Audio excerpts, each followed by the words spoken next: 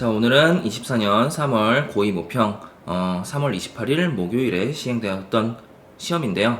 너희가 그 중에서 이제 비문학 중에서 좀 이해하는데 어려움을 겪었던 것 같은 지문 26번, 30번 지문에 대해서 본문 해설 한번 해보고 문제도 같이 풀어보는 그렇게 설명해주는 시간을 갖도록 해볼게. 자, 그래서 이 작품이 아니라 이 글 읽기 전에 본문 들어가기 전에 우리 문제통에서 먼저 중심 소재 잡아보고 그 중심 소재에 대해서 무엇을 설명하고 있는지 한번 확인해 보도록 할게요. 자, 문제 먼저 가면은 26번 윗글에 대한 이해 문제인데요. 윗글을 이해하는 내용으로 적절하지 않은 것. 그래서 1번부터 5번까지 선택 지문을 통해서 우리가 알 수 있는 게 뭐가 있을까 한번 보면 일단 1번에서 뭐 할 수 있을까? 1번 선택 지문이 뭘 말하고 있어?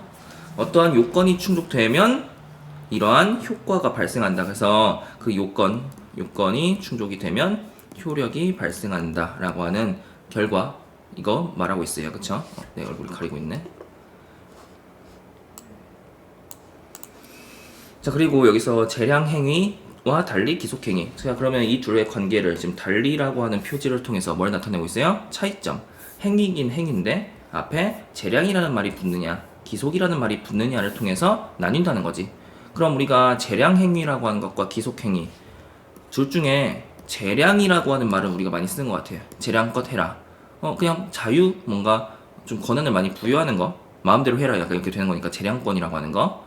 그래서 어떤 허락이 아니라 재량껏 한다. 뭐 이런 표현을 우리가 알죠. 그럼 이 행위는 뭐겠어?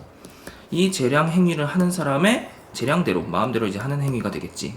자, 반면에 기속행위라고 나와 있어. 우리가 행위긴 행위인데 앞에 어떤 말이 붙느냐에 따라서 구체화되고 달라진다. 차이점이라고 했었죠. 그럼 이게 자유껏 하는 거면 기속이라는 말을 우리가 만약에 몰라? 어떤 행위인지 모르겠어? 근데 이건 적어도 뭐겠어요? 이 속을 어떻게 보면 되겠어? 한자를 통해서 우리가 어휘를 생각해 본다면 이 느낌은 자율성이 부여된 게 아니죠. 그럼 자율성이 부여되지 않은 어떤 그런 단어 중에 우리가 속이라고 하는 단어가 사용되는 거, 속이라고 하는 한자어가 사용된 거 뭐 있어요? 뭐 구속, 뭐 속박 이런 거 있잖아. 그러니까 그런 행위라는 거지. 그러니까 내가 뭘 말하고 싶냐면 이 지금 방금 재량 행위냐 기속 행위냐를 통해서 얘네 둘의 상위 개념은 뭐겠어요? 그러면은 행위죠. 행위. 이 행위라고 하는 상위 개념이 둘로 나뉜다는 거지. 재량 행위냐 기속 행위냐. 이게 뭘 나타내? 둘로 나뉜다라는 건 얘네 둘 간에 뭐가 존재한다는 거예요? 차이점이 존재한다는 것이죠. 그 차이점은 일정한 어떤 구분 기준에 의해서 나뉘는 거죠. 그쵸? 그러니까 그 점에서 차이가 있다는 거지. 자율성이 있느냐. 근데 재량이라는 말이 붙은 이유가 뭐라는 거예요? 아까 자율성이 나와 있었죠? 그러니까 자율성이 있느냐. 그럼 한쪽이 이 둘이 차이점이 존재하고 구분이 되는데 한쪽이 자율성이 있대. 그럼 기속은 뭐겠어? 자율성이 없는 거겠지. 이걸 한번 말하고 싶었어. 그래서 다시 정리를 해보면 우리가 비문학 지문에서 많이 나오는 어떤 그런 거죠. 자주 보게 되는 건데 어떠한 상위 개념이 둘로 나뉜다. 둘로 구분이 된다. 그럼 잘생긴 사람이에요. 사람 중에서 잘생겼다라고 하는 특성을 지닌 사람이 잘생긴 사람이 되는 것이죠. 그쵸? 그러면 어떠한 특성, 그 상위 개념에 대해서 어떠한 특성으로서 꾸며주고 있다는 건 그 꾸며주고 있다는 거, 뭐 꾸민다, 우리가 수식한다, 이걸 어떻게 생각을 해야 될까? 좀 더 구체화시키는 거예요. 사람 중에서 잘생긴 사람, 구체화시키는 거라고. 우리가 이런 생각을 좀 비문학 지문 연습해가면서 좀 해볼 필요가 있다는 거지. 자, 그러면 잘생긴 사람이 있어? 그럼 그 나머지는 뭐겠어요? 잘생기지 않은 사람이 되겠죠. 그걸 뭐라 그래요? 뭐 못생긴 사람. 지금 내 얼굴 보지 마요. 그쵸? 못생긴 사람 이렇게 된다는 거지. 그러니까 상위 개념이 하위 개념, 구체적인 하위 개념으로 나뉜다는 것은 둘 간의 차이점이 존재한다는 거고 차이점이 존재하니까 그렇게 나뉘는 거고 구분이 되는 것이고요. 그 차이점, 어떤 구분 기준에 따라서 분류가 된다는 거, 구분이 된다는 거 이렇게 생각을 하면 좋을 것 같다. 그러니까 결국 본문에서 우리가 어떤 내용을 파악을 해야 되냐 재량행위와 달리 기속행위 둘 간의 차이점 물어보고 있죠. 그럼 이 재량행위라고 하는 것과 기속행위라고 하는 게 어떠한 점에서 다른 개념인지 그 둘 간의 차이점을 우리가 본문에서 캐치할 수가 있어야 된다는 거지. 그래야 이 선택 지문을 볼 거 아니야. 어쨌든 이 둘의 차이점, 기속행위는 이러한 요건이 충족되면 이러한 결과가 나온다라고 하는 거. 자, 2번은 아까 뭐 행정이라고 하는 단어가 나오긴 했는데 여기서도 뭐 행정이라고 하는 단어가 나오기는 해요. 그래서 적어도 이 글은 뭔가 행정이라고 하는 사회과학 분야에 그리겠다 뭐 이런 생각을 해볼 수가 있을 것 같고. 그래서 뭐 부관이라고 하는 거에 대한 장점이 있지만, 그럼 장점이 있지만 역접어 나왔으니까 뒤에서는 뭐 얘기할 거야? 한계, 단점 얘기할 거잖아. 그래서 부관이라고 하는 거에 장점과 단점을 우리가 본문에서 이해를 해야 되는구나 이런 생각을 할 수가 있다는 거지. 3번 볼게요. 법원이 앞에 나왔던 부관이라고 하는 거, 부관만 취소하면, 자 그럼 여기서 말하고 있는 게 뭐야? 부관만 취소하면, 이 부관이라고 하는 것만 취소하면 이러한 결과가 나온다.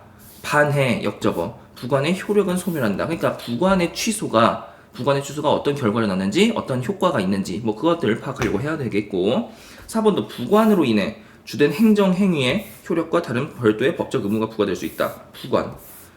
5번 부관. 그러니까 결국 이 글은 행정이라고 하는 사회과학 분야에서 여러 가지 개념이 있는데 그 중에 부관이라고 하는 거에 대해서 본문에서 상세하게 설명을 할, 그러니까 부관이라고 하는 게 이 글의 중심 소재다 이렇게 생각을 하는 게 좋을 것 같아요. 그걸 잡을 수 있을 것 같아. 26번 첫 번째 문제를 통해서.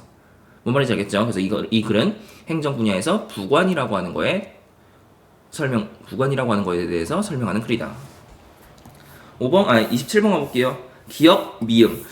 이렇게 기역부터 기역, 니은, 디귿, 리을, 미음 이 5개가 본문에 분명히 기호화가 될 건데, 선택지문들 봐봐. 어느 하나의 특징을 물어보는 게 아니라 뭐 이 기역이라고 하는 것과 니은이라고 기호화된 것들 뭐 이런 것들의 뭐 비교, 그리고 뭐 기역이 성취되거나 또는 리을이 도래하면 뭐 이런 식으로 나오고 있어. 그래서 이 기호들 각각의 기호들이 어떤 개념의 기호화가 되어 있고, 그리고 얘네들 간의 어떤 관계, 그러니까 뭐 공통점, 차이점 막 이런 것들 막 말하고 있는 것 같고, 그런 거 물어보고 있는 것 같아요. 그러니까 어느 하나에 대한 한 선택 지문이 어느 한 정보, 어느 한 기호에 대해서 물어보고 있는 게 아니라 2가지 이상의 기호에 대해서 복합적으로 물어보고 있기 때문에 좀 까다로울 수 있죠. 왜냐면 2가지 정보를 다 봐야 되니까, 그걸 통해서 해당 하나의 선택 지문을 파악해야 되니까 이런 거 좀 까다롭죠. 시간도 좀 걸리고. 그래서 어쨌든 이 기역부터 미음까지의 어떤 밑줄 치진 기호화된 것들을 뭐 성취되거나, 뭐 기역은 뭐 이러한 규율이다 뭐 이런 식으로 얘기가 나와 있어요. 그래서 각각의 개념 일단 특징 잘 잡고, 기역부터 미음까지 기호화된 것들의 특징 본문 읽어 나가면서 잘 잡아야 될 것 같아. 28번. 그걸 잘 잡아야 된다는 말이, 잘 잡으면 이 선택 지문 왔을 때 좀 복합적으로 볼 수 있겠다라는 생각이 일단 드네요. 좀 그걸 위해서는, 이 문제를 좀 그나마 빠르게 해결하기 위해서는 각 기역부터 미음까지 기호에 대한 이해가 본문을 읽으면서 잘 돼야 된다. 28번은 가의 전제로 가장 적절한 것 같아요. 우리 뭐 가의 전제, 뭐 목적, 뭐 이유, 뭐 이런 것들 글 다 읽고 와서 푸는 게 아니에요. 글 다 읽고 나서 푸는 게 아니라 가의 기호화 되어 있잖아. 그럼 우리가 애초에 글을 읽을 때, 우리 글을 읽을 거잖아, 본문을 읽을 거잖아. 지문을 읽을 때 가 부분 나오면 뭐 파악하려고 해야 된다? 이 가라고 하는 문장의 전제, 이거 파악하고, 맥락상 이 전제 파악하고, 그 다음에 이 문제 와서 내가 맥락상 이해한 그 내용을 구체적으로 또는 객관적으로 어떻게 서술하고 있는지, 그러니까 내가 파악한 글의 맥락을 통해서 파악한 전제를 가장 잘 드러내는 선택 지문을 바로 이제 해결을 하는 게 좋을 것 같아요. 그래서 여기서도 뭐 재량행위, 뭐 기속행위, 뭐 이런 행위 2가지로 구분된 거, 그것들에 대해서 선택 지문이 나오고 있는데, 29번 같은 경우 소문자 A부터 C에 대해 이해한 내용 적절하지 않은 것, 뭐 A는, B는, C는 뭐 이렇게 나오는데, 자 A는, B는, C는 각각 이 주어들로 구성된 문장의 서술을 가보죠. 해야 한다고 본다. B는 이렇게 본다. C는 이렇게 본다. 적어도 A부터 C까지가 그렇게 본다라고 하는 게 진짜 룩이에요? C예요? 아니죠. 여긴다, 생각한다, 이런 것들 있잖아. 그쵸? 그래서 A부터 C까지의 견해를 나타내는 표현이에요. 입장을 나타내는 표현이야. 뭐가? 저 본다라고 하는 표현이. 오케이? 무슨 말인지 알겠지? 자, 그래서 A부터 C까지의 어떤 것에 대한 무언가에 대한 견해라고 하는 게 그런 거잖아. 무언가에 대한 어떠한 입장, 어떠한 견해, 이런 것들이잖아. 그럼 무엇에 대해서, 이 A부터 C까지가 무엇에 관해서 어떠한 견해들을 각각 지니고 있고, 그럼 각각 지니고 있다는 건 그 견해의 차이가 존재한다는 것이죠. 그래서 우리가 A부터 C까지의 견해 차이를 좀 잡아보려고 해야 될 것 같아요. 근데 무엇에 관해서 어떠한 견해들을 갖고 있는지 각각의 견해를 잡아보고 그것들을 좀 비교할 수 있으면 좋을 것 같기는 해요. 왜냐면 A와 B는 모두 공통점 물어보고 있고 A와 달리 C는 둘의 차이점 물어보고 있으니까. 무슨 말인지 알겠죠? 뭔 말? 자, 그 다음에 30번 같은 경우는 보기 상황인데, 갑은 행정청에 어쩌저쩌죠. 우리가 이제 법 공부를 한 사람들은, 대표님도 그렇고, 나도 그렇고, 이 법 공부한 사람들은, 약간 판례라고 하는 거. 그래서 갑은 어쩌고저쩌고, 을은 어쩌고저쩌고, 뭐 이런 것들, 구체적인 사례라는 거지. 구체적 사례. 그래서 구체적 사례 나왔으니까, 보기 박스에 구체적 사례 나왔으니까 뭐 하는 거예요? 본문에서 설명한 개념, 이론들 적용하라는 문제예요. 그래서 적용 문제들이 이제 보통 3점으로 모평해서 그렇게 점수가 할당이 되죠. 그래서 본문에서 설명한 내용들 이 보기 박스에 적용 잘 해보고 그거에 대해서 선택 지문들 판단 내릴 수 있어야 한다. 적절하지 않은 거 골라낼 수 있어야 한다 라고 볼 수가 있겠네.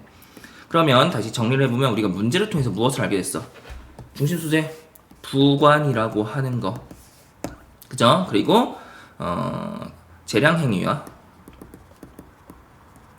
기속 행위라고 하는 거, 구분되는 거, 뭐 이런 것들을 캐치를 했었고, 그리고 A부터 C까지의 견해 나오는데, 보통 이 견해는 보통 이 글의 중심 소재 부관이니까 이 견해들은 아까 그 견해라고 하는 거, 우리가 견해가 나오는 거 어디서 많이 보죠? 뭐 어떤 학자의 견해, 학파의 견해, 무슨 주의가 어떻게 보는가, 주의의 견해, 뭐 주의자의 견해, 뭐 이런 것들 보죠, 그쵸? 결국 A부터 C까지의 견해는 그 부관이라고 하는 우리가 이 글의 중심 소재인 이 부관이라고 하는 거에 대해서 서로 각기 다른 입장, 견해를 지니고 있을 거라고 생각해 볼 수가 있어요. 추측해 볼 수가 있어요. 실제로 그러한지 한번 보도록 할게. 자, 일단 1문단부터 볼게요. 우리가 중심 소재로 잡았던 부관이라고 하는 걸 1문단에서 어떻게 설명하고 있는지. 왜냐면 1문단이 머릿말 부분으로서 우리에게 소재 던져주고 그 소재에 대해서 무엇을 얘기할 거다. 주제 이제 전달해 주니까 보통 잡아볼게요. 자, 행정행위란 처음부터 정의하고 있어요. 행정행위라고 하는 거에 대해서 정의하고 있어. 아까 우리가 재량행위, 기속행위라고 하는 두 가지 행위 우리가 봤었는데, 행위라고 하는 면에서 이 행정행위라고 해서 공통적인 표현이 쓰이죠. 행위라고 하는 개념. 자, 그래서 행정행위에 대해서 정의 내리는데 이걸 우리가 중심 소재 부관이라고 생각을 하고 있어요. 그쵸? 이 부관, 그러니까 1문단에서 찐으로 정의 내린 게 중심 소재이긴 하거든. 근데 일단 행정행위에 대해서 개념 정의하고 있어. 행정청은 배경지식으로 알고 있어요. 행정청은 그 행정기관의 장이라고 생각을 하면 돼요. 예를 들어서 우리가 원미경찰서에서 만약에 내가 과속을 해가지고 딱지를 뗐어. 누구 이름으로 나에게 그 딱지, 과태료 딱지가 날라와요? 원미경찰서장의 이름으로 그 딱지가 날라와요. 그러니까 결국 그 행정기관의 장이 그 행정기관을 대표하는 자로서 그 사람의 이름으로 우리에게 어떤 행정 처분을 한다. 이거 배경지식으로 알고 있으면 돼요. 그래서 행정청이 그런 거다. 뭐 부천시장 이런 거. 자, 그래서 행정청이 법령에 따라 행하는 일방적 의사표시로서, 자, 일단 개념 정의했어요. 행정행위라고 하는 거에 대해서 개념 정의했어. 우리가 개념 정의라고 하는 거, 그걸 알아야 우리가 이거를 이해할 수 있으니까 정의해주는 거예요. 그쵸? 그러면 그 대상 정의라고 하는 건 그 대상의 특성을 파악해 볼 수 있어야 되고, 그 특성을 파악하는 거에 있어서 일단 기본적으로 반대 표현이 존재하는 표현들에 좀 주목할 필요가 있다. 자, 일방적 의사표시라고 했어요. 일방적의 반대 표시가 뭐죠? 반대 표현이 뭐지? 쌍방적이죠. 그래서 어쨌든 일방적인 의사표시, 행정행위, 행정청이 법령에 따라서 행하는 일방적 의사표시로서 의사를 표시하는 건데, 개인의 권리나 의무를 변동시키는 그런 효력을 갖는 게 행정행위다라고 해서 개념 정의했고, 예를 들어 예시 나왔어요. 뭐에 대해서 예시 들겠어? 앞에서 행정행위에 대해서 개념 정의했으니까 행정행위의 예시 나타내겠지.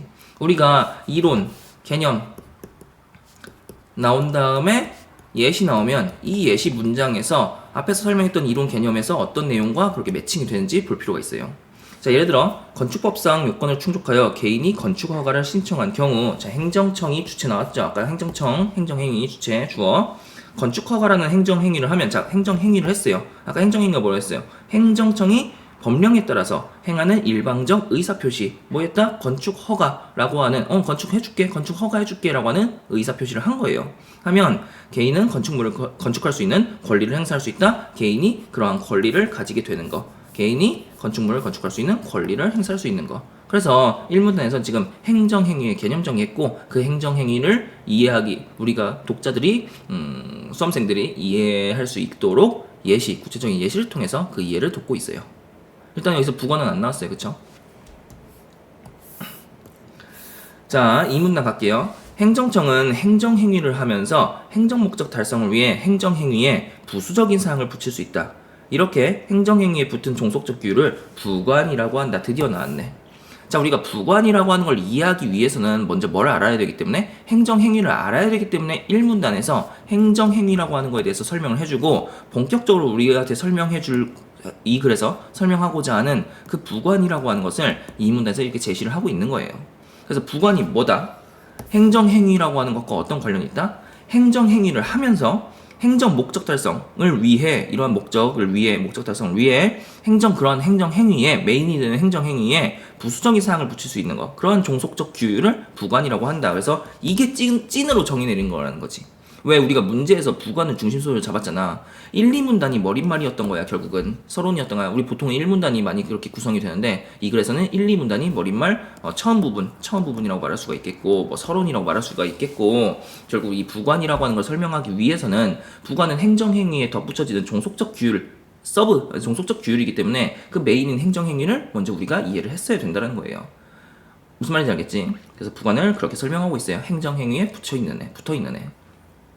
자, 가령 예시죠. 예시 역시 예시를 나타내는 표지요. 건축법상 건축허가의 요건인 주차장 설치에 대한 계획 없이 개인이 건축허가를 신청한 경우 행정청은 법령상 요건이 충족되지 않은 것을 이유로 건축허가를 거부하는 대신 주차장 설치를 전제로 건축을 허가할 수 있다라고 하는 예시 나왔어요. 이 건축법상 건축허가 요건, 건축허가를 하기 위한 요건이 뭐래요? 주차장 설치에 대한 계획이 있어야, 그 요건이 충족이 되어야 건축허가를 내주는데, 그거랑 계획 없이 개인이 건축허가를 신청을 했어요. 그럼 요건이 충족되지 않았죠. 왜? 법령상으로는 요건이 주차장 설치에 대한 계획까지 해야 건축허가를 내주는데, 그게 요건인데, 그 요건이 충족되지 않은 것을 이유로 건축허가를 거부할 수 있어? 거부할 수 있는데, 거부하는 대신 뭐라 한다? 주차장 설치를 전제로, 야, 너 이거 주차장 설치할 거라고 전제해. 그것을 전제로 건축을 허가할 수 있다는 거야. 즉 무슨 말이야? 같은 말. 그리고 재진술, 행정청이 주된 행정행위인 건축 허가에 주차장 설치에 관한 부관을 붙일 수 있는 것. 아까 부관이라고 하는 게 뭐라고 했어요? 행정행위, 메인이 되는 행정행위에 덧붙여지는 거라고 했죠. 행정 목적 달성을 위해. 그러니까 건축 허가를 그냥 거부하는 것이 아니라 건축 허가 해주고 거기에 대신 뭐 붙인다는 거예요?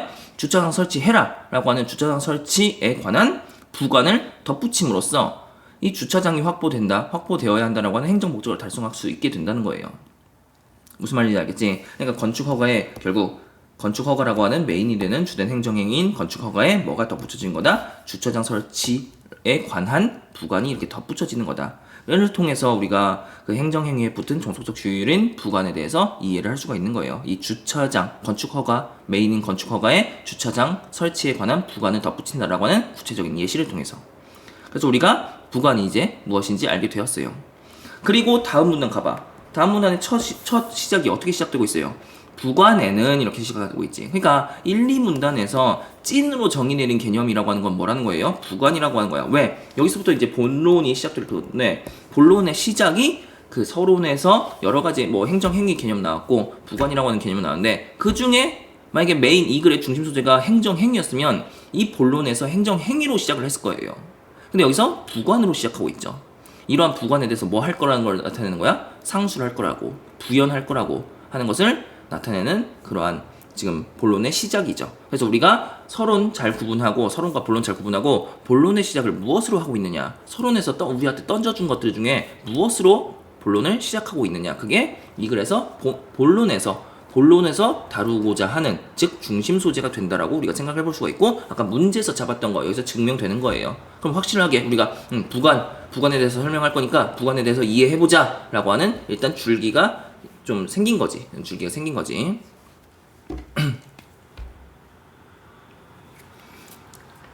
자, 이러한 부관에는 조건, 기한, 부담 등이 있다라고 했어요. 자, 지금 뭐 하고 있어? 부관의 종류에 대해서 나열을 했죠.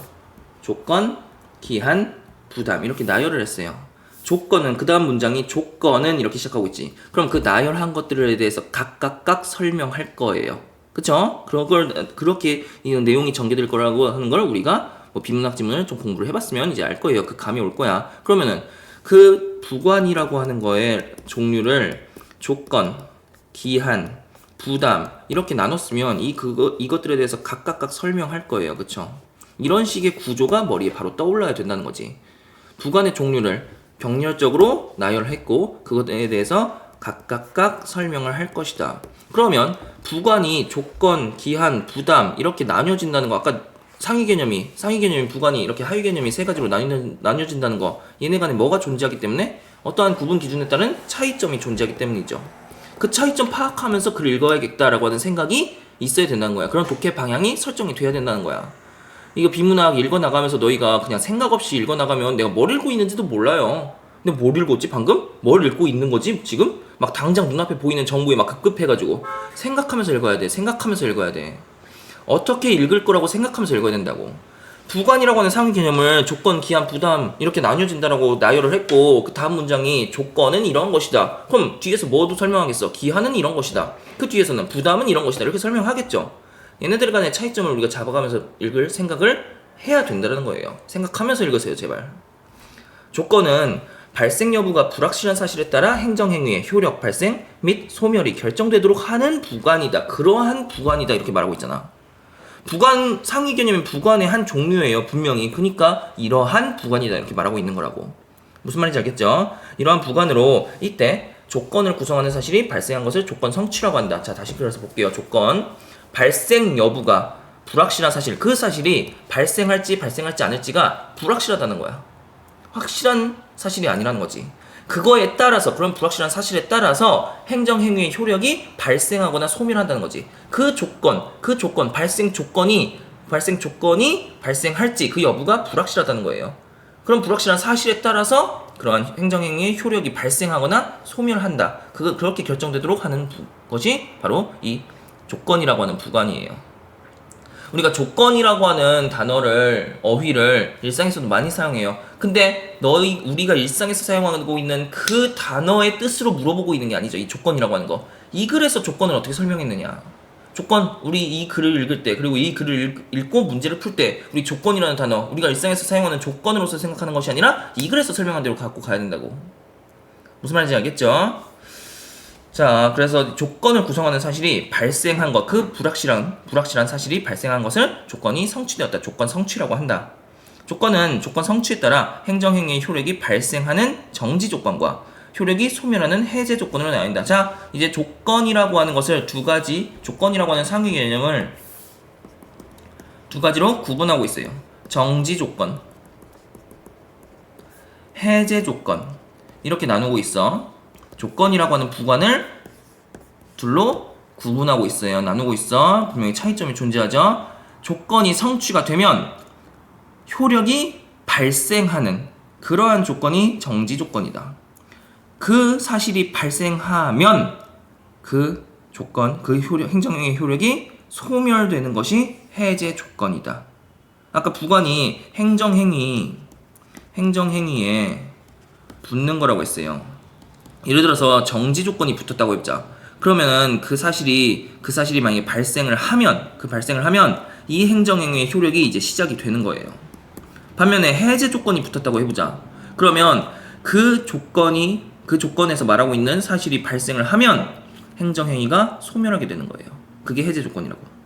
무슨 말인지 알겠죠? 그래서 정지 조건과 해제 조건을 나눴어요.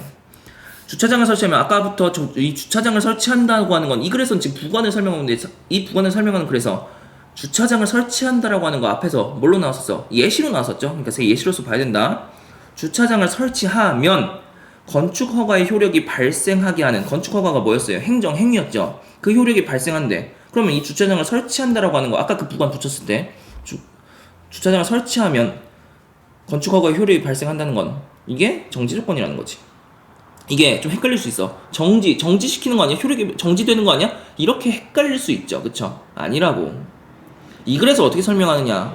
정지라고 하는 단어 우리 일상에서 사용하는 거 그 뜻과 다소 약간 괴리가 있는 것 같죠? 그러니까 헷갈리죠? 이 글에서 어떻게 설명하고 있느냐? 아까 분명히 정지 조건이라고 하는 거 효력 발생하는 거라고 얘기했으니까 그렇게 가야 된다고. 앞에서 우리한테 던져준 정보 괜히 던져준 거 아니라고. 그거 끌고 가야 된다고. 이 글에서 어떻게 설명하느냐? 유념해요. 반면 역접으니까 뭐에 대해서 설명하겠어? 해제 조건에 대해서 설명하겠지. 주차장을 설치하지 않으면 이미 발생한 건축 허가의 효력을 소멸하게 하는 부관 해제 조건에 해당한다. 내가 아까 설명한 것과 약간 차이가 있네요. 그러니까 구체적인 예시를 통해서 다시 한번 확인하는 거야. 그 사실이 발생하지 않으면 그냥 소멸시켜버리는 게 해제 조건이구나. 이렇게 생각을 해야 되죠. 기한은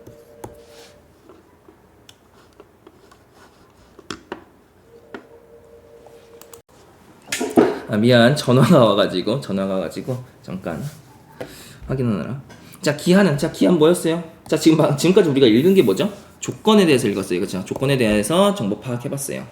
조건이 뭐였어요? 조건의 개념을 묻는 게 아니에요. 부관의 한 종류. 난 이걸 물어봤던 거야. 부관의 종류가 세 가지로 나열이 됐었죠. 구분이 됐었지. 조건, 기한, 부당. 그러니까 이 기한 봤을 때 기한이 뭐지? 까먹으면 안 돼. 길 잃으면 안 돼. 분명히 부관의 한 종류, 두 번째 종류였어요. 그쵸? 그래서 각각에 대해서 설명할 거라고 아까 우리가 생각을 했었잖아. 그쵸? 기한은 조건과 달리 앞에서 나왔던 설명했던 조건과 차이점 얘기하고 있네. 발생 여부가 확실한 사실에 따라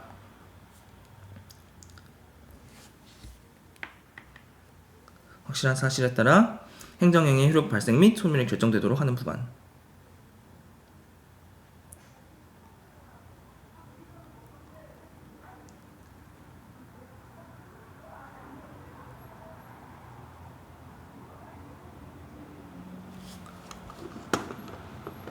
잠시만. 이 상담 전화 때문에 잠깐만 끊었다 갈게요. 차이점만 한번 보자. 조건과 달리 발생 여부가 확실한 사실에 따라. 아까 조건은 불확실한 사실이었어요. 마저 이어서 영상에서 찍도록 할게요.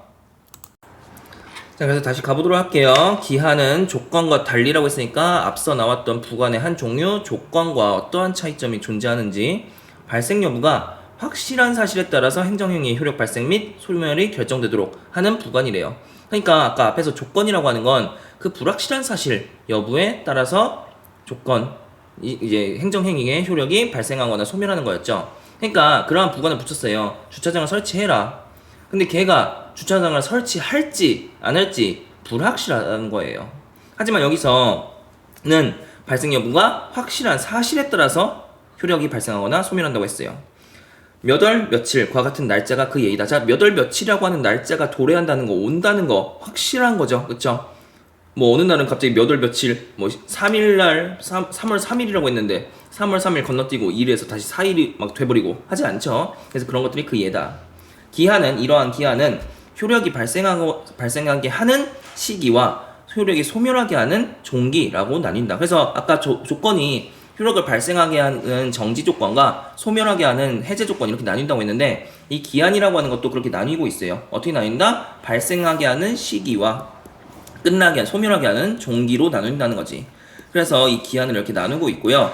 그럼 그 확실한 행정행위의 효력을 발생시키거나 소멸하게 하는 그 확실한 사실, 몇 월 며칠이 되면 그때 효력이 발생한다, 시기라고 말할 수가 있겠고, 몇 월 며칠 그 효력이 소멸한다, 종기라고 말할 수가 있다는 거예요.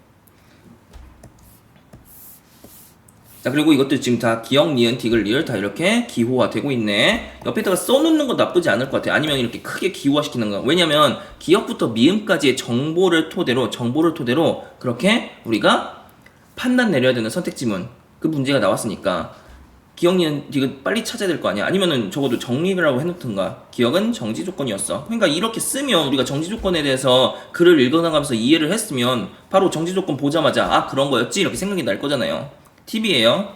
니은 또는 니은 여기에다 크게 뭐 표시한다든가 빨리 바로 찾을 수 있게. 그럼 적어도 여기 이 근처에 있다는 거니까 기억 어딨지, 니은 어딨지 이렇게, 기억 어딨지, 니은 어딨지 막 이렇게 찾는 것보다 기억, 니은 이렇게 크게 표시해 놓으라고. 그래도 또 오지게 표시하지 말고, 그럼 옆에 방해될 수 있으니까. 뭐 니은 해제 조건. 그러니까 정지 조건과 해제 조건, 기억리는 정지 조건과 해제 조건이에요. 그쵸? 효력을 발생시키는 거, 효력을 소멸시키는 거. 디귿 리을도 지금 마찬가지야. 디귿은 시기 크게 표시해 놓던가, 뭐 이렇게 써 놓던가. 오케이? 디귿, 뭐 이렇게 디귿만 이렇게 써 놓던가. 아니면 이렇게 정리를 해 놓던가, 사이드 한쪽에다가. 디귿, 시기, 효력을 발생시키는 거. 근데 확실한 사실, 그 날짜. 종기는 효력을 소멸시키는 거. 뭐 이렇게. 그쵸? 자, 부담은, 부담이 뭐지? 아까 부관의 한 종류였잖아요. 그쵸? 우리 세 번째 그 부관의 종류, 그거 얘기할 거예요. 그쵸? 부담은 주된 행정행위의 효력과 더불어 개인에게 별도의 의무를 부과하는 부관으로 그러한 부관이다라고 얘기하고 있어요. 조건이나 기한과 달리, 자, 앞에 나왔던 첫 번째 부관, 조건, 그리고 두 번째 부관, 기한, 이런 것들과의 차이점을 드러내고 있어. 뭐가? 세 번째 부관인 부담이. 여기서 다시, 이 상담 일정 때문에, 잠시만.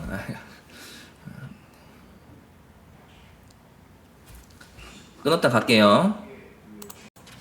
자, 그래서 다시 가볼게요. 부담. 그래서 조건, 기한과 달리 그 자체로서 얘는 행정행위의 성격을 갖는다. 그럼 우리가 이 문장을 통해서 어떤 정보를 알 수 있는 거야? 조건이나 기한은 행정 그 자체로서 행정행위의 성격을 갖지 못하는 거야. 단순히 행정행위에 붙어서, 그렇게 종속적 규율로서 붙어서 그 행정행위의 효력을 발생시키거나 소멸시키는 애들이라는 거지. 하지만 부담은 다르다는 거예요. 그 자체가 행정행위의 성격. 아까 행정행위가 뭐라고 했어요? 행정행위의 개념을 떠올려야겠죠. 그쵸? 행정청이 행정목적 달성을 위해서 하는 뭐 일방적인 뭐 그런 의사결정, 행위 뭐 이런 거였는데, 자, 가령 예시, 부담에 대한 예시예요. 부담을 나타내는, 부담을 우리가 이해할 수 있는 예시인데, 행정청이 건축을 허가하면서 공원을 조성할 의무를 부과하는 경우. 자, 그러면 건축을 허가한다, 이게 뭐야? 행정행위, 메인이 되는 거. 그리고 공원을 조성할 의무를 부과한다. 그럼 얘가 뭐 해야 된다는 거야? 공원을, 그 건축 허가를 하면서 공원도 건축해야 해 라고 하는 의무를 부과했으니까 공원 건축을 하라고 만들었으니까 행정행위를 한 거라고. 행정청이 공원이라고 하는 어떤 녹지지대의 어떤 확보, 이런 것들을 위해서, 그러한 행정 목적을 달성하기 위해서 이런 의무를 부과했기 때문에, 이런 부담을 부관으로서 붙였기 때문에 공원 조성이라고 하는 어떤 행정 목적 달성이라고 하는, 녹지 조성이라고 하는 행정 목적 달성을 위한 행정행위라고, 그런 성격이라고 말할 수가 있다는 거지. 부담은 조건이나 기한과 마찬가지로 첫 번째 부관, 두 번째 부관과 공통점 말하고 있어요. 이젠 마찬가지로 부관에 불과하기 때문에, 부관이죠. 분명히 부관이야. 이런 행정행위의 성격을 지니고 있지만 부관이에요. 그렇게 부관에 불과하기 때문에 존속 여부가 주된 행정행위의 효력에 종속된다는 점에서, 그럼 결국 이 부담이라고 하는 부관만 따로 존재할 수 있다? 아니야. 행정행위, 메인이 된 거에 붙여있는 애니까, 종속적인 애니까. 그래서 주된 행정행위, 메인 행정행위의 효력에 종속된다는 점에서, 그럼 그 효력이 일어나야 이런 의무, 예를 들어서 건축 허가를 해준다, 대신 공원 조성해라 라고 하는 거. 건축행위, 만약에 건축 허가가 일어나지 않아, 그럼 공원 조성만 해야 돼? 아니라는 거예요. 건축 허가가 발생을 해야, 건축 허가를 내주어야, 그게 효력이 일어나야, 발생해야 공원을 조성할 의무가 생기는 거죠. 그쵸? 깡패죠. 야, 건축 허가는 내주지 않을 건데 공원은 조성해, 넌 그 의무가 있어. 이건 깡패예요. 그쵸? 행정청이 그런 깡패가 아니라고. 자, 그래서 부관에 불과해서 존속 여부가 효력에 종속되는 점에서 일반적인 행정행위와 다르다. 일반적인 행정행위, 메인이 되는 것은 그 자체로 존속을 할 수 있는데, 이 부담이라는 부관은 행정행위의 성격을 지니지만, 행정행위의 성격을 비록 지니지만 부관에 불과하다는 거예요.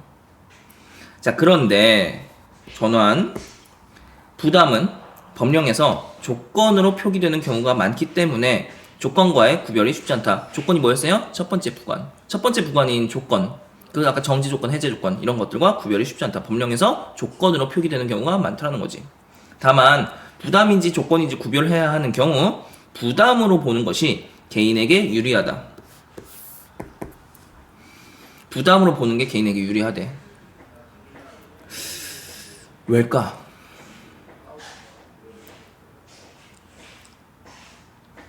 뒤에 문장 서술을 보면 이유 나오죠. 조건은 성취 여부에 따라 주된 행정행위의 효력이 발생하지 않거나 소멸하지만, 자, 아까 조건이라고 하는 거, 그 불확실한 사실이 발생하느냐 발생하지 않느냐, 그게 성취 여부에 따라서 메인 행정행위의 효력이 발생하거나 소멸하지만, 발생하지 않거나 소멸하지만, 부담은 이행되지 않아도 주된 행정행위의 효력이 존속하기 때문이다. 그럼 결국 뭐야?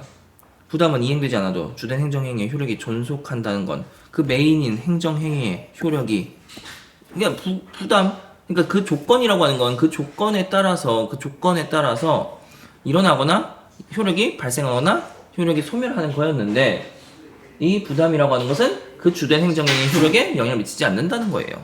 그래서 그러한 이유로 개인에게 유리한 건 부담으로 보는 것이 유리하다는 것이지. 무슨 말인지 알겠죠?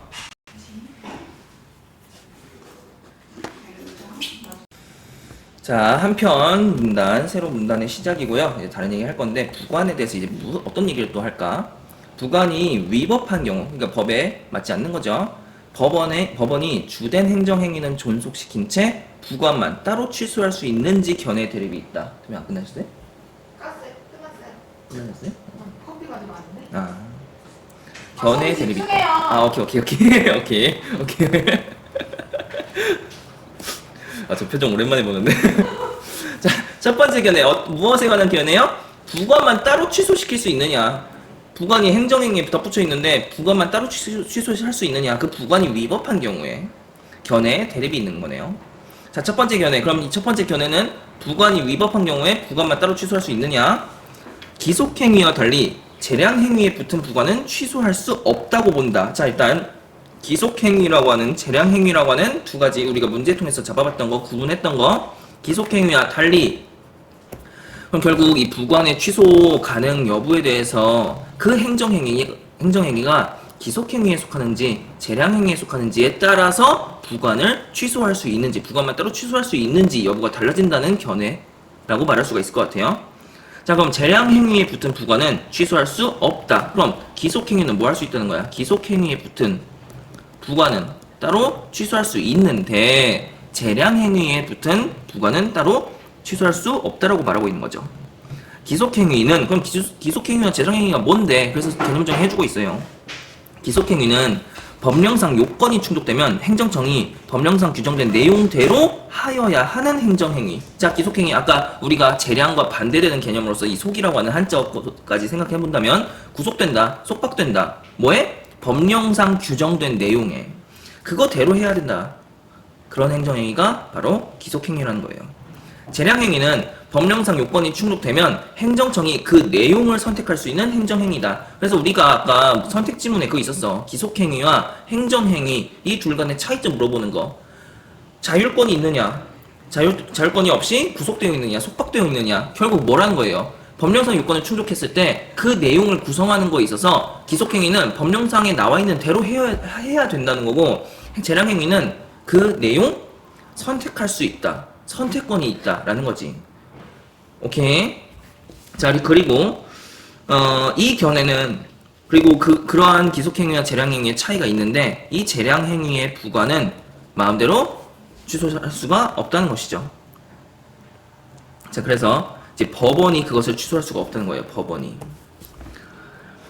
이 견해는 법원이 재량행위에 붙은 부과만 그렇게 취소를 하면 행정청의 재량권이 침해된다고 주장한다. 자, 지금 우리 가의 전제 물어봤었죠. 재량행위의 부과는 법원이 취소할 수가 없다라고 했어요. 그쵸? 이 부관 누가 구성한 거고 누가 만든 거예요? 행정청이. 왜? 재량행위니까.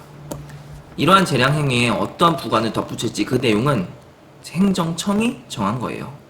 법원이 그러한 행정청이 선택한 그 내용을 마음대로 취소한다라는 것은 그 부관만 취소하면 행정청의 그 재량권, 우리의 재량에 따라서 이러한 재량행위에 이러한 우리의 재량대로 이런 부관을 선택해서 그렇게 내용을 구성했는데 법원이 마음대로 침해해버리네. 그 재량권이라고 하는 게 침해된다라고 하는 거. 그러면 이거 침해된다라고 하는 표현을 통해서 법원이 이 그러니까 법원 무슨 기관이죠? 사법기관이죠.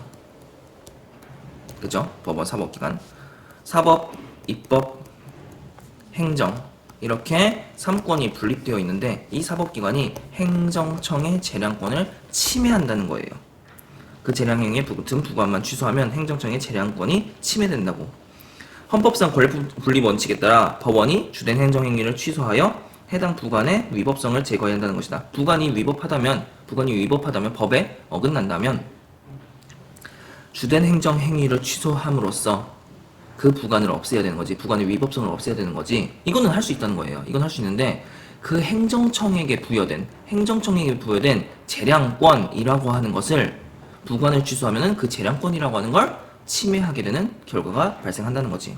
그러면 전제가 뭐야? 그것을 침해해서는 안 된다라고 하는 게 전제가 돼 있다고 말할 수가 있을 것 같아. 문제 가볼게요.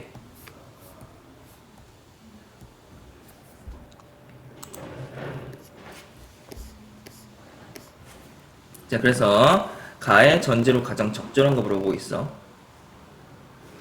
재량행위에 부관을 붙일지 여부는 행정청의 재량에 따라 결정된다. 이거 봐볼게. 이거 답이 일단 1번이에요. 아까 그 재량행위에 붙여진 부관, 이건 법원이 취소할 수 없다고 했어. 왜? 이 부관은 재량행위에 덧붙여진 부관은 이 부관이라고 하는 내용은 누가? 행정청이 재량에 따라서 구성한 거니까. 그래서 1번이 답이 되는 거예요. 재량행위에 부관을 붙일지 여부는 행정청의 재량에 따라 결정된, 즉 그 내용에 있어서 행정청의 재량에 따라서 그 내용을 구성한 것이다 라고 말하고 있는 거야. 그니까 결과적으로 그 부관을 법원이 취소한다는 게 행정청이 재량에 따라서 붙인 그 내용을 구성한 그 부관을 취소한다는 것은, 그래서 행정청의 재량에 따라서 그 내용을 구성한 것이라고 하는 것, 그것을 법원이 취소하는 게, 그래서 행정청의 재량권을 침해한다라고 하는 가의 문장이 나온 거라고. 이게 전제가 되어 있어야 된다는 거지. 이게 전제가 있다는 거지. 그러니까 다시 본문 가볼게. 그럼 다시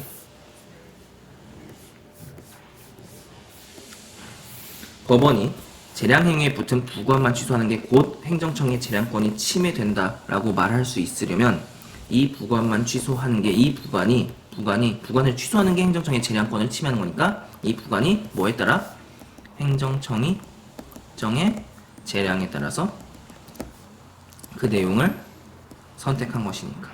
아까 재량행위, 행정청이 그 내용을 선택할 수 있는 행정행위라고 했고, 이 부관을 붙였다라고 하는 게 그 내용을 행정청이 선택했다는 거예요. 무슨 말인지 알겠지? 그래서 저러한 전제가 이 가라고 하는 문장의 전제가 된다는 거지. 자, 두 번째 견해 갈게요. 뭐에 대한 두 번째 견해요? 법원이 그 부관만 취소할 수 있느냐? 부관이 위법한 경우에, 법에 어긋난다고 판단되는 경우에, 부관이 주된 행정행위의 본질적 요소가 아닌 경우에는 부관만 취소하는 것이 가능하다. 결국 뭘 보는 거야? 그 부관이 행정행위의 본질적 요소냐 아니냐. 본질적 요소가 아니라면 얼마든지 취소할 수 있다. 반면 위법한 부관이 본질적 요소인 행정행위는 그 자체가 위법하니까, 그러니까 그 행정행위의 본질적 요소, 부관이 본질적 요소로서 기능하고 있어. 근데 얘가 위법해. 그럼 이 위법한 게 이 행정행위의 본질적 요소야. 그럼 이 행정행위 자체가 위법한 거잖아. 그래서 주된 행정행위를 취소해야 한다. 행정청이 부관 없이는 주된 행정행위를 하지 않았을 정도로 부관이 주된 행정행위의 본질적 요소인 경우 부관만 취소하는 건 위법한 행정행위를 용인하는 것과 다를 바 없기 때문에, 그럼 부관만 취소하는 건 이 행정행위를 취소하지 않고 부관만 취소한다는 건, 그럼 이 부관이 이의 본질적 요소였잖아. 본질적 요소가 위법한 애를 그냥 놔두는 거나 다를 바가 없다라는 거예요. 세 번째 견해 C. 부관은 주된 행정행위에 붙은 종속적 규율일 뿐이므로 어느 경우는 부관만 취소할 수 있다고 본다. 그러니까 뭐야? 종속적 규율이라고 아까 부관이 개념 정의됐잖아. 그러니까 어떤 경우든 뭐든 상관없이 그냥 부관만 얼마든지 취소할 수 있어. 두 번째 견해는 그게 본질적 요소가 아닌 경우에 부관만 따로 취소할 수 있다고 했었는데, 세 번째는 어떤 경우든 그게 본질적 요소든 본질적 요소가 아니든 무슨 본질적 요소든 지랄이든 부관만 취소할 수 있다고 얼마든지 보는 거야. 종속적 규율이니까 어차피 부관 따위야. 이 견해는 법원이 부관만 취소하더라도 행정청의 재량권이 침해되거나 위법한 행정행위가 용인되는 것은 아니라고 주장한다. 아까 첫 번째 견해처럼 그런 거거나 그런 게 아니라고 주장한다. 주된 행정행위가 재행행위거나 위법 경우에도 행정청은 새로운 부관을 다시 붙이거나 주된 행정행위의 효력을 스스로 소멸시킬 수 있기 때문이다. 그러니까 아까 그 첫 번째 견해와 두 번째 견해에 대해서 반박을 하는 거예요. 어떻게 반박하고 있어? 아니, 재량권이 있다면 선택할 수 있는 내용을 구성할 수 있다며 행정청의 재량에 따라서 그럼 그거 취소하면 재량권 침해되는 게 아니라 다시 재량권에 따라서 재량권 발휘해가지고 그 부관 내용 다시 구성하면 되잖아. 이렇게 되는 거야. 또는 그게 본질적 요소가 아니라면 그 효력 뭐 스스로 부관 다시 붙이거나 행정행위의 효력, 주된 행정행위 효력 만약 본질적 요소였다면 그 효력 스스로 없애면 되잖아. 뭐 이렇게 말하고 그 조절할 수 있잖아. 뭐 소멸시킬 수 있잖아. 뭐 이렇게 얘기하는 거야. 첫 번째, 두 번째 견해에 대해서 반박하는 내용이라고. 뭐 마지막 문단이야 뭐 부가는 어쩌고저쩌고 뭐 이런 효과가 있다라고 해서 하지만 이렇게 하면은 제한될 가능성이 있어서 뭐 한계 단점 이런 거 얘기했던 거. 그래서 그렇게 글이 마무리가 되고 있어요. 일단 본문 해설을 해봤는데 이 본문의 내용이 이제 이 설명을 통해서 이해가 됐다면 이 문제들에 대해서 푸는 데 있어서 그렇게 어려움이 없을 거예요. 그래서 페파 다니는 고2 아이들에게 전부에게 이 본문 해설에 대해서 영상을 주고 뭐 문제 해설 같은 경우는 뭐 개별적으로 질문을 하거나 아니면 내가 추후에 다시 영상을 찍어주든지 할게요.